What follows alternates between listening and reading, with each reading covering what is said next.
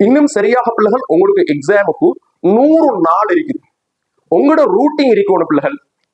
காலையில எழுமினா தூக்கத்துக்கு போகும் வரைக்கும் படிக்கிறது, சாப்பிடுறது, தூங்குறது, இதுதான் உங்களோட ரூட்டிங்காக இருக்கணும். வேற எதுவும் இந்த 100 நாளும் இருக்கக்கூடாது. மிக முக்கியமா தூரமாக்கணும் பிள்ளைகள் உங்களோட போனை கொஞ்சம் இந்த 3 மாசம் பிள்ளைகள் தூரமாக்கி வச்சுட்டு இந்த ரூட்டிங்ல தேவையோட படிங்க, மேக்சிமம் படிங்க. வேற எதுவுமே உங்கள்கிட்ட இருக்கக்கூடாது. இந்த 3 மாசம் நீங்க தியாகம் செய்யாம வெற்றியை நோக்கி பயணிக்கிறார் பிள்ளைகள். உங்களோட முதலாவது இலக்கிய பிள்ளைகள் ஒவ்வொருத்தருக்கும் ஒரு ஆசை இருக்கணும், நான் எப்படி சரி யூனிவர்சிட்டிக்குள்ள என்டர் ஆகிடணும். இது எங்களோட முதலாவது அச்சீவ்மெண்ட்.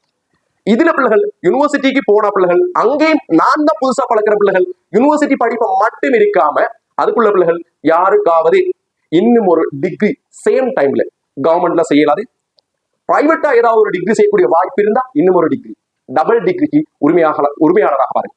வித்தியாசமா யோசிப்போம். அது ஏழாத பிள்ளைகள் கட்டாயம் ட்ரை பண்ணுங்க பிள்ளைகள். யூனிவர்சிட்டியில படிக்கிற நேரமே நான் ஒரு டெமோவாக லெக்சராக அதுக்குள்ள வரணும், அப்படி ஒரு ட்ரை பண்ணு.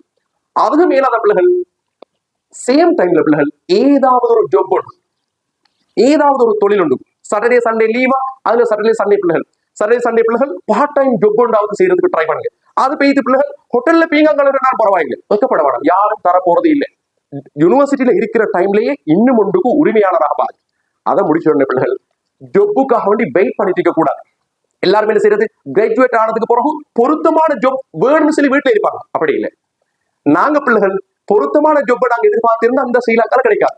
கிடைக்கிற ஜொப்பை திருப்தியாக செஞ்சு அதுல இருந்து முன்னுக்கு போகணும் பிள்ளைகள். அதுக்கு பிறகுதான் நாங்க என்ன செய்யணும், கொஞ்சம் பொருளாதாரத்தை ஸ்திர நிலைமை அடைஞ்சதுக்கு பிறகுதான் பிள்ளைகள் கல்யாணத்தை பத்தி யோசிக்கணும்.